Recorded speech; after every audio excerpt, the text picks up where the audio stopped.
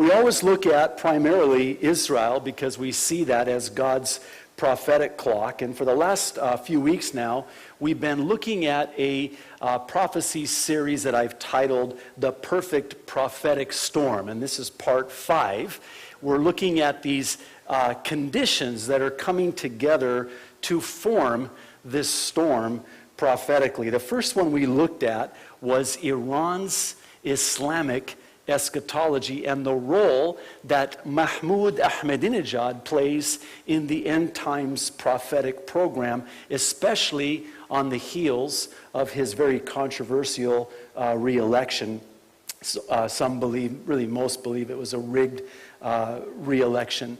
And you have to understand that Ahmadinejad believes that he is the one who is called by Allah to usher in the Muslim Messiah who will rule on earth by force for 7 years.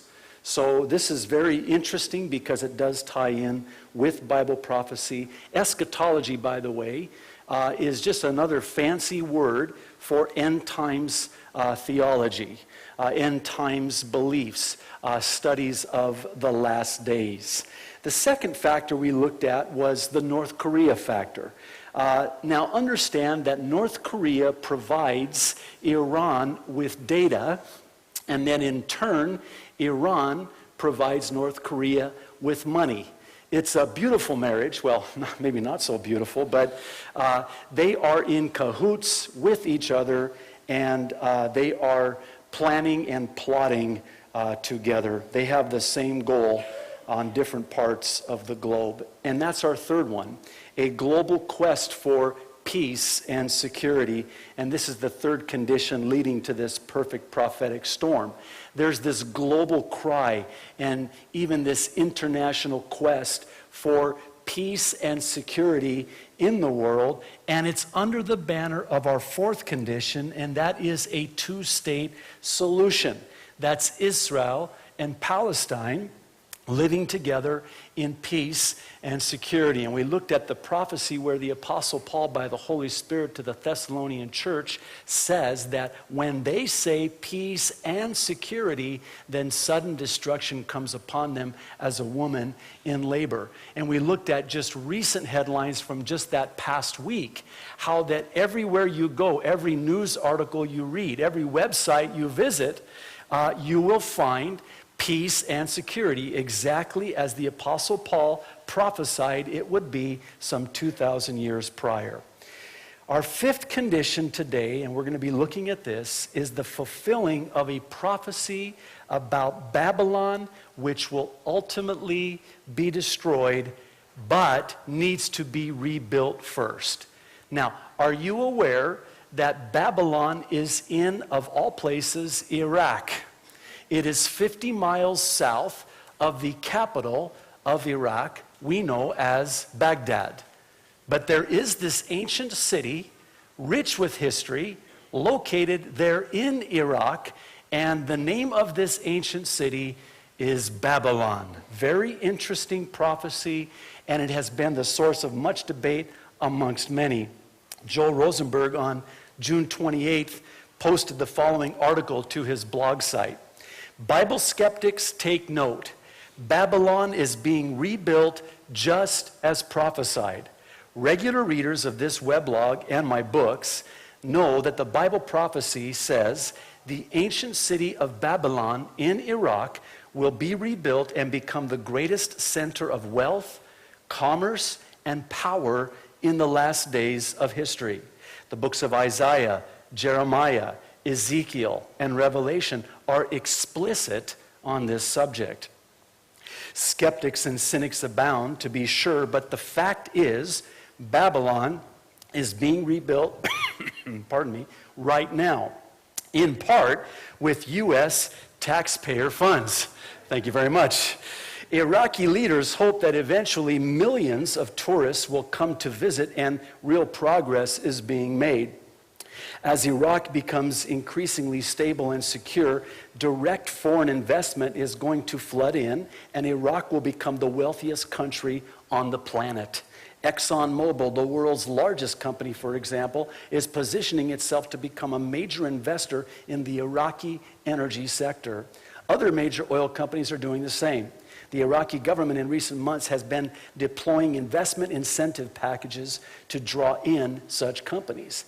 And this week, such energy companies will actually begin bidding for licenses to develop Iraq's immense but badly atrophied oil exploration, drilling, and refining industry.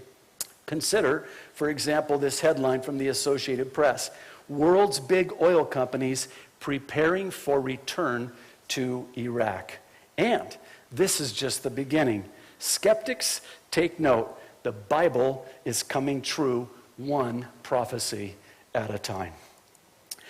The Bible mentions Babylon over 300 times. It's home to both history and prophecy, and it began when Nimrod built the Tower of Babel. You're familiar with the account. It takes place in Genesis. By the way, Nimrod means "we will rebel." And that's exactly what they did. Ancient Babylon was also known for its spectacular hanging gardens, which made it one of the 7 wonders of the world, right there in modern-day Iraq. It's been called the cradle of civilization. Chuck Missler, in a recent commentary, said the area is appropriately called the cradle of civilization. Promoting tourism would be a great way to bring revenue into the area.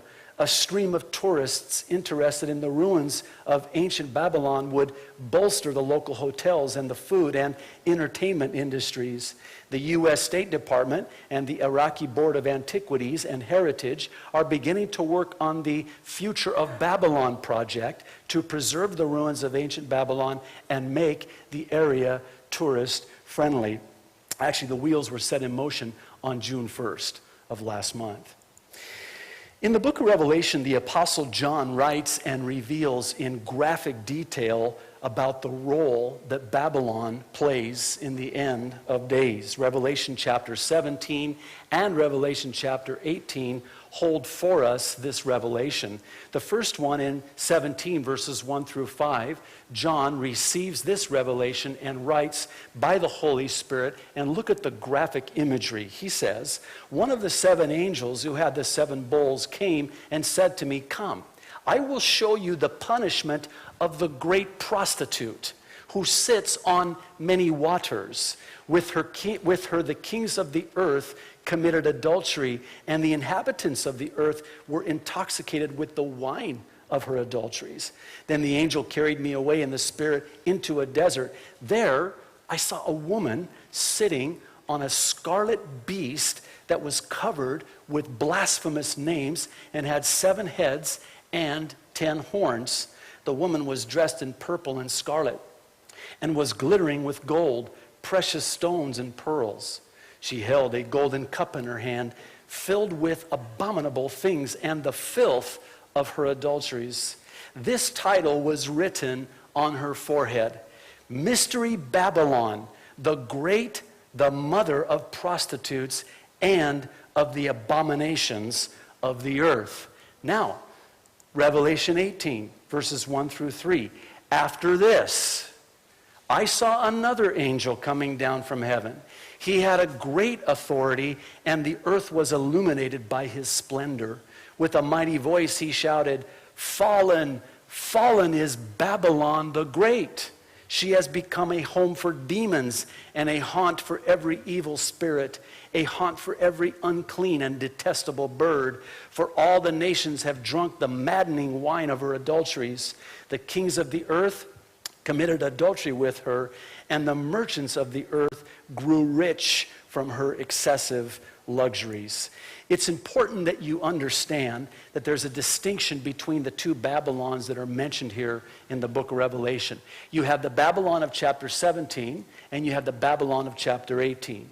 In chapter 17, John, by the Holy Spirit, describes a religious Babylon, and in chapter 18, he describes a political and economic Babylon, and they are different Babylons. Some believe that after religious Babylon, the Babylon of Revelation chapter 17, is destroyed, the one world religion that comes out of that assimilates into the one world government and economy.